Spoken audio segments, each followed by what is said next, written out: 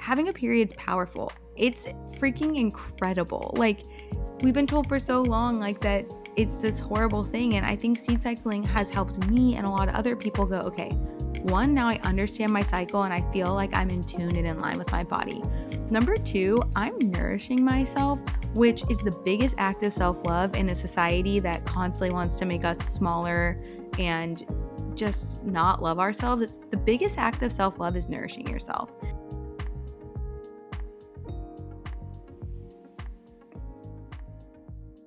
Hey guys, what's up? Welcome to or back to the show. Thank you so much for clicking on today's episode. My name is Lily. I'm your host. And first and foremost, I just wanted to say a huge thank you for all of your love and support on the release of Deserts to Mountaintops. I am beyond thankful for the love that I've received on this book, and it was truly such an incredible process to write this story, but it was also a very emotional process. And just to know that this book has touched people in such a way that resonates with them and is meaningful to them just truly means the world to me. So thank you guys so much. We had our release party last night and it was absolutely amazing. I got to hang out with all the other authors and there was a ton of people there. They sold like 100+ tickets and it was just really cool to connect with everybody and see the true impact that the book is making and just like sit face to face with people who are reading these stories and who just resonate well with them. And it was just really cool. I also just went to the post office today and sent out a bunch of books that I signed for people, and I'm about to head out of town this coming weekend as well. I think that this episode's going to go up on the 8th, but it doesn't really matter the timeline. But I went to the post office today to mail out some signed copies to like 15 people. So if you guys did not get a signed copy and you wanted one, I was doing a little bit of a giveaway on my Instagram. So I'll put that post on my story if you guys want to tag a friend who might like the book and enter for a chance to win a signed copy. I'll probably mail out like another 5 to 10 of them next week, and everything that you need to know will be on my Instagram. But yeah, thank you guys so much for just all the love on this book. And if you want to grab a copy of Deserts to Mountaintops, Choosing Our Healing Through Radical Self-Acceptance, you can click the link in the show notes or search it up on Amazon. And I know that this book and my chapter will be so influential to you in the best way. And there are so many incredible stories in this book. It's an anthology, and just all the women who wrote chose healing, chose themselves, and it's just finally amazing to see it all come together, which is why I'm really excited to share this episode with you guys today. We are deep in our That Girl to This Woman series, and one big piece of my healing journey has been healing my hormones, which is why I invited my friend and founder of Funk It Wellness, Kate Morton, to the show today. Kate is an expert dietitian with a master's in human clinical nutrition, and she faced her own hormonal challenges after she quit birth control. This personal experience fueled her drive to launch Funk It Wellness. And in this episode, we chat all about how learning about our bodies as women empowers us to go against the way that the world tells us to operate. We live in a very demanding world, a hustle culture environment, and when you slow down, your hormones become happy. So I'm really excited to have Kate on the show. This is her second appearance on 80/20, and I know that you guys are really going to love all the things that she has to say today. So if you guys love this episode and you want to check out Funk It, there's actually a discount code in the show notes for you, or you can enter the code 8020, that's 8020, to get a nice little discount on Funk It. I highly recommend the Seed Cycling Starter Kit. That has been such an incredible tool for me in healing my hormones, helping my acne, easing my periods, all that stuff. And we talk all about that in today's episode. So if you have no idea what I'm talking about, don't worry. We get into all of that today. This is Kate's second appearance on 80/20, and you all absolutely loved our first episode together. So I am very excited to welcome Kate back to the show for a second time. Kate, welcome to 80/20. Thank you so much for having me. I'm so excited to be here.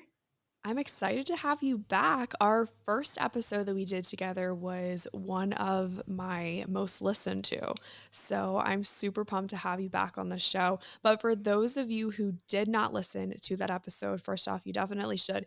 But secondly, Kate, can you just introduce yourself for anyone who might not know you yet? My name's Kate. I'm a registered dietitian and I specialize in hormone health. I've got a master's degree in human clinical nutrition. I'm integratively and functionally trained, and I'm also the founder of Funk It Wellness. We are The next generation of hormone support, we use all real food, and our hero product was a product called seed cycling. And so it teaches you to eat in line with your cycle using seeds to minimize different hormone issues, specifically with your period and PMS. And your company, Funkit, has been such an important piece of my healing journey, self-acceptance journey, but it's been such a cool way to just see how physically my body has responded to being nourished. And so for anyone who isn't familiar with seed cycling, can you kind of just give us like a quick little rundown of what that is? It's interesting you say that because I feel like it was such a big part of my healing journey too, and has like been such a journey creating the products, but then also I created the products because I was already using them because I had really bad periods and hormone issues. So if you've never heard of seed cycling, this is all you have to do. One, track your cycle, which might be a bigger task than I realized at first. Like, we got to track our cycles first. And then two, we're going to sync your nutrition with your cycle through real food, AKA seeds. So, from the first day of your period to the day you start bleeding, that's day one of your cycle, you're going to have organic flax and organic pumpkin seeds. We blend them up for you. You just have 2 tablespoons or 2 scoops, depending on which kit you're buying. And you have that all the way until you ovulate, which is usually about midway through your cycle. Then, after you ovulate, if you're tracking your temperature, so the day your temperature spikes, you're going to switch to organic sesame and organic sunflower seeds. You're going to have 2 tablespoons or 2 scoops a day, again, depending on which kit you're using. And you're going to take that all the way until your next period starts. And how it works is your hormones need different nutrition through your cycle and really micronutrients like vitamins and minerals. The seeds have that in a perfectly formulated food based way. So it can help with things like menstrual regularity, ovulation quality, actually ovulating, reducing PMS symptoms. For me, that was my big one, was cycle regularity, hormonal acne, and reducing my PMS symptoms, because the week before my period, I used to feel like a completely different person. And then my period would start, and then I would almost just feel like I had like been like blacked out for like a whole week. Like, did I really say and do all those things? Like, was that really me? And that's kind of what seed cycling does. It's kind of a roundabout way of explaining it, but that's like what it does, and why I kind of got into it was because I wanted something that was natural, that got me in touch with my body and was food based, because nourishing our bodies, so many of us are undernourished and we don't even realize it. I love that you said, first off, that many of us are undernourished and don't even realize it, because that was me for such a long time. And secondly, how you talked about how you almost like blacked out like the week before your period. That was me. Like to the point where like the people in my life were like, "Who are you? Like why are you making these rash decisions? Why are you acting this way?" And it's almost like this crazy contrast of people. Like I could be totally fine one day and then, for lack of a better word, like crazy the next. And it wasn't until I realized that, oh, I'm just truly not listening to my body and not nourishing it and not understanding what it needs. And that's why I'm acting this way. So, for someone like you, Kate, who has been researching this and studying this, I know because I'm a walking testament to what Funkit has done. What have you noticed about how we operate as women in kind of this world that tells us to always be on the go? It's crazy because I think so many of us feel just like out of control because we never learned about our bodies or our hormones. We've always been told that we're unpredictable, and really the media, and I just have such a big problem with the way cycles and periods are portrayed. In general, I think it takes a lot of power, and I don't necessarily think I want to be in control, but I think it takes my power away when I'm constantly being told, "Oh, you're emotional. Oh, you're hormonal. Oh, all Yeah. these things." And so I think the biggest thing I've seen was seed cycling and really just educating people, because that's like my whole goal is if someone can walk away from a conversation or listening to a podcast episode or engaging with something we post on social, understanding their body more and actually loving their body and being like, wow, this is a really cool thing my body does, versus, man, I hate my period and I wish I didn't have one. That is probably like the biggest thing. And then when it comes to seed cycling, I think it's such a tangible way for us to nourish and care for ourselves and take back the power and the fact that having a period's powerful. It's freaking incredible. Like, we've been told for so long like that it's this horrible thing, and I think seed cycling has helped me and a lot of other people go, okay, one, now I understand my cycle and I feel like I'm in tune and in line with my body. Number two, I'm nourishing myself, which is the biggest act of self love in a society that constantly wants to make us smaller and just not love ourselves. It's the biggest act of self love is nourishing yourself. Then, on top of that, you actually start to get in line with your cycle and you start to feel better based on just incorporating these seeds into your life and tracking your cycle. So I think it adds so many different benefits to your life and so many layers. And that's why I think it's been important for my healing journey and your healing journey and thousands of other women's healing journey is that it heals you on different levels, like mentally, emotionally, physically, and it gets you in touch with something that is so important and deeply ingrained in us. It's healing on like a very micro level, like on a cell level. It's giving your body nutrients in such a simple way. And I think in a world where we're always told what to be, what to do, what to think, who to be friends with, what trends to follow, on a cellular level, I heard this quote. I wish I could remember who said it, but every cell in your body is listening to what you say. So make sure the things that you say are positive. And I was doing research on this. About 80% of our thoughts are negative. Like I'm not 80% of our thoughts surprised. every I'm not surprised at all. And I'm like, you know what? When I think about the things that I think about, yeah, they are negative. And the conversation around our period is no exception. It's always like, oh, I'm on my period. This sucks. It's such a negative thing. And people think that it's only something that happens once a month, when in reality, it's something that is a cycle. It's 28 days, give or take, and your body's always changing. And as women, we're not really given the space that often to let ourself go through the wave that the month takes us through. So, what would be your biggest piece of advice for someone who is trying to navigate this wave but really isn't being given the space to do so? It's hard because I remember I'm really outgoing and loud and pretty confident person, and I remember when I first started talking about periods, I was so scared. And I had never really experienced that feeling in my life of being scared to speak up.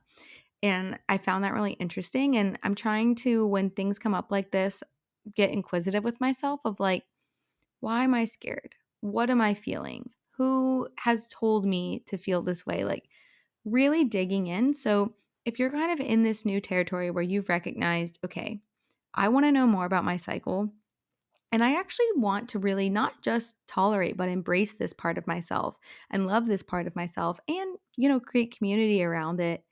Just dig in when you feel uncomfortable because I do think that talking about our cycles and creating community around them is important. And I think that we can't celebrate something if we can only do it in private. Like it's one of those things where like we have to speak up. And I think about the next generation a lot and I think I'm just like turning 30 and getting older and like maybe I'm getting a little wise, I hope is I think a lot and like I definitely want to have kids and I think a lot about like how do I want like no matter what gender my child is, how do I want them to feel about menstrual cycles? How do I want the next generation to view cycles? And I think one of the biggest things is if we just talk about them and normalize them and embrace them, we will have a different community and each and every one of us can be a part of that. So if it makes you feel uncomfortable, if you feel like it's TMI, start slow. Start by talking to your friends. Start by doing with people you're really comfortable around. That's what I did. So people I kind of like knew would probably have a pretty good reaction if I brought it up. Started talking to them. And then I found out, wow, all my friends actually really feel this way too. And then I would start to challenge myself to like drop knowledge or bring something up or just share how I'm feeling around people who I didn't know how they would react. And sometimes I get really bad reactions. Sometimes I get really good reactions. Sometimes I get really surprisingly positive reactions. So I think that that's a tangent and a long way of saying that, like, if you're in new territory and you're feeling uncomfortable, but you want to talk about your period and you want to learn and you want to create community, do it slowly but surely. Now I talk about it all the time. I love talking about it, and it's probably become a part of my personality at this point.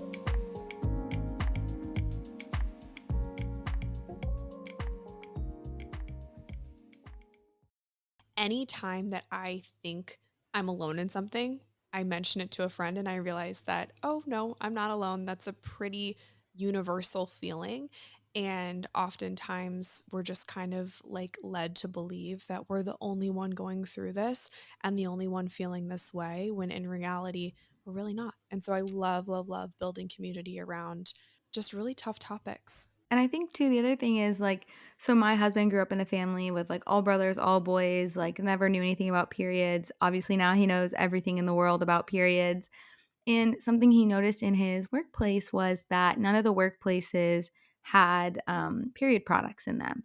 And so that's something he asked his HR team, like, hey, but a lot of his team like had periods. And he was like, can we get period products like covered for anyone in the office who needs them? And I was like, wow, that's someone who I never would have thought would be interested in talking about period products. But when we give people a chance to like create community around cycles, it's amazing who gets involved, and it really is something for everybody.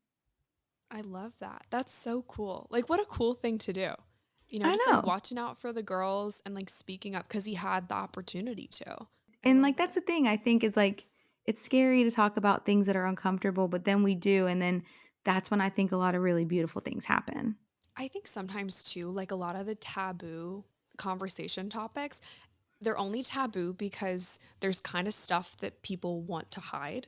And I might be getting like a little like conspiracy theory, but I think that when when we start to empower women to tap into their cycle, we get to kind of take our power back to some degree. When we learn more about our hormones, we get to take our power back to some degree. And so it's not really scary anymore to be like, okay, I'm about to start my period. I kind of just need to lay off this week and like, rest a little bit. I'm still going to work hard. I'm still going to work towards my goals, but it's going to look way different than it does when I'm ovulating. And so being able to kind of like hack your cycle to some degree, I think is one of the best kept secrets because Yes. we work so much better when we know what our body's doing. When I started living in sync with my cycle, my whole life changed. Like genuinely, I was such like a participant of hustle culture and grinding it out and being the best and working out all the time, and I was running all these half marathons and working 12 hours a day. And I'm not saying you can't do those things. I just didn't feel good. I got myself in a place where I was so disconnected from my body and my cycle that I hit a low I didn't even know was possible. And really getting in touch with my body, learning about my cycle, and living in flow with my cycle changed my life. And I get the same way. I'm like, I feel like I'm getting a little conspiracy theory of like, does the world not want me to know I could be this powerful? Does the world not want me to know how cool and beautiful this thing could be? Like, yeah, I go down the same rabbit hole. After that low and now being where I am, I'm like, huh, that's interesting. No, I think about it all the time. I'm like, wait a second. I got to pull myself out of this because I learned about my body. But so many people are still stuck in it, and I think that that's why I do the work that I do, that's why you do the work that you do, and I think it's crazy. So I wanted to kinda talk a little I'm gonna go off script here a little bit. I wanna talk about your low, because Yeah. I'm in the middle of a series on the podcast where we're talking about going from that girl to this woman, and that girl is following the trends, that girl is really feeling unfulfilled by the things that the world is telling her, but this woman is on her own path. She's taken her power back. Maybe she understands her hormones. Maybe she is doing the positive affirmations in the mirror and she truly believes them. I want to talk about your low. Were you ever in a space where you felt like that girl, where you just kind of felt stuck in the average, what the world tells me to think? Oh my goodness, yes. And I'm going to be really vulnerable and honest with you guys. Like that low happened in October 2022. So, not that long ago. And it's not the only low, it's just the most recent one. But that was when I just truly I had recorded a popular TV show. I had done all of these things that I thought were going to be so amazing for my business. I was fundraising, I was listening to everyone else. I was working like crazy and beating myself up. I had so much negative self-talk. I was going out all the time and still partying like I was in college, and I was just doing all these things that I thought I should be doing. And I hit a point in 2022 in October. I'll never forget it. I was at Funkett's office. I was desperately looking for a new therapist, a therapist in general. And I finally found one through a friend's recommendation. And I was sitting outside my office sobbing to this woman I have never met before. don't know her. I am just sobbing like, I don't know what to do. I don't know who I am. I have no idea what I want in life. Like, I felt so lost, it terrified me. And so I like to get really honest with people about that, because if you looked on my Instagram at that time in my life, you probably thought my life was perfect. And it was actually like one of the worst times in my life. And that low taught me more about myself than any high ever could. And so that's why I'm grateful for it. But man, I changed my life drastically. I completely cut out alcohol for a whole year. I started going to therapy every single week. I started setting strict boundaries around work. I started taking my own advice and really living with my cycle. I started cutting people out of my life that didn't serve me. The block button on Instagram became my best friend. Like, when I tell you, I drastically had to change who I was. And it's scary. And like, we talked to this a little bit, like when you were on my podcast about lows, like, they're not fun. But when you can pull yourself up and figure that out, and I was really honest with everyone when people were like, "Oh, why aren't you drinking anymore?" And I'm like, "For my mental health." Like, I just got so vulnerable and honest with people about like, this is what I'm going through, this is where I'm at, and I can say now I'm like the most in love with myself I've ever been. I don't think I took care of myself truly until about 9 months ago. I don't think I even had the self-love and compassion to know how to do that until about 9 months ago. Wow. Well, thank you for opening up and sharing your story. And I totally resonate on such a deep level of how it wasn't until so very recently that I truly accepted myself. And it's hard for me to articulate what it means to truly accept myself. So if you can, I would love to hear your perspective of what it means to truly accept yourself. It is hard to articulate, isn't it? Like, it's a definite feeling, but it's hard to articulate. So for me, some things that really came up were doing the things I loved as a child before the world told me otherwise. And like, I was a weird kid. Like, I loved to sit in my room and I knew how to sew and I knew how to like make pillows and I really liked alone time and I didn't want to go out and play with friends and like, there was just all these things. So I think for me, like, self-acceptance is been really, really, what do I want? Like, asking myself that question, like, a lot of times, what do I want to wear today? What do I want to eat today? What do I want to consume, whether that's like social media or TV or any of these things? And I think for me, the feeling of self acceptance was realizing that I loved myself enough to take care of myself. And for some reason, that was just such a big mindset shift for me. And it means honoring my cycle, it means honoring my work schedule, it means taking care of my body and moving it and nourishing it and not allowing people in my life that they don't need to be a part of it. It's a privilege to get to know me. And that was hard for me. Like, I think for so long I just accepted what the world gave me because I didn't think I deserved better. And so I think accepting yourself is knowing you deserve better and then giving yourself the tools to be better and enjoy your life and truly love it. Could probably go on a tangent. I don't know. I need to think more about exactly, but that's kind of how it feels for me. It is so hard to articulate that, but I think that you did such a beautiful job, and knowing that you deserve better and actually receiving what you deserve in the best way. I think that is so beautiful because I think for such a long time I struggled with self-worth, and so I just accepted the bare minimum. And learning how to love myself, I really elevated my standards. And so for me, I think hearing you say that, you cut certain people out and you truly tapped into your cycle and you created boundaries, it's all just kind of affirming. And I hope to someone listening, it's affirming for them too. That's like, okay, the things that I'm doing aren't selfish. And I kind of get in my head sometimes because I'm like, okay, the world needs me to work hard. The world needs me to, hustle, and the world needs me to do this and do that. But oftentimes it's like, no, no, no, like hush the noise, like you're on the right track. And so I'm so glad to hear your perspective, even though it's hard to articulate sometimes because it is such more of a feeling. It's just like, I just feel good. Like I can't describe Yeah. it, I just feel good.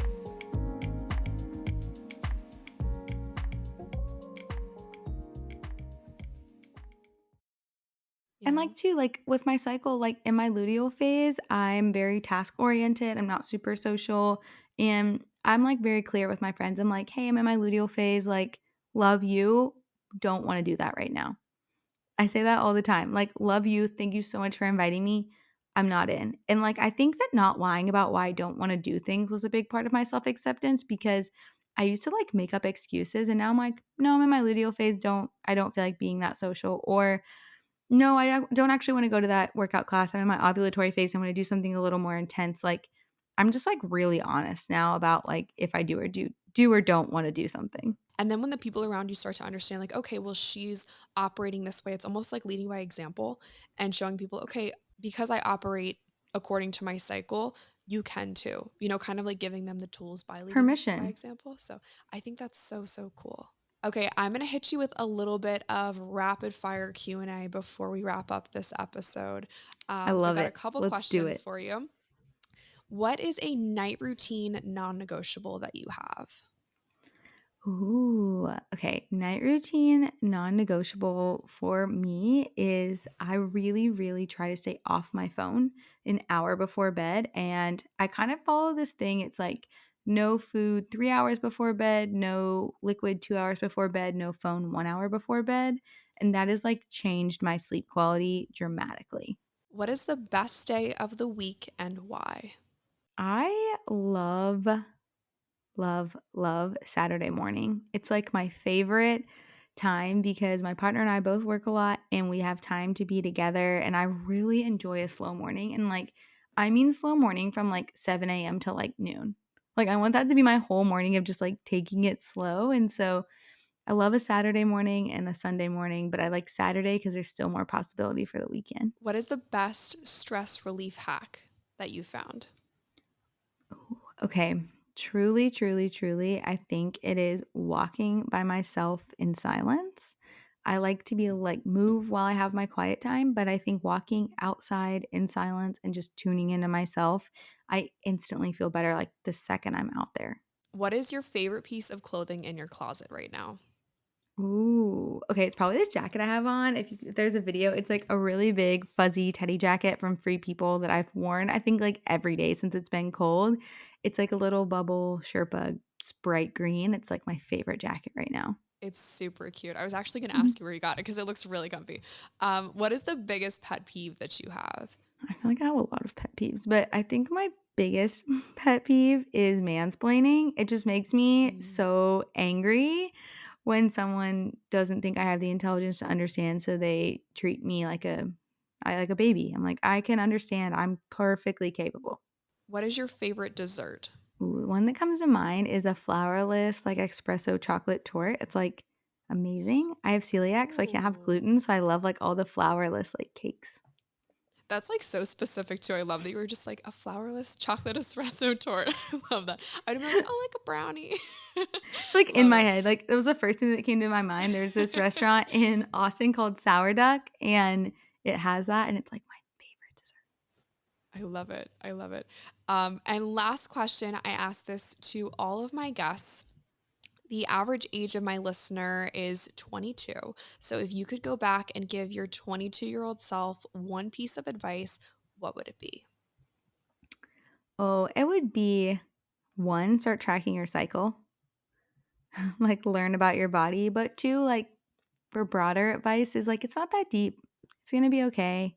22 was probably the year I think I had the most anxiety in my life, in my entire life to date. And I just wish I could give her a hug and be like, it's gonna be okay. I promise like it gets better. So start tracking your cycle and don't be too hard on yourself.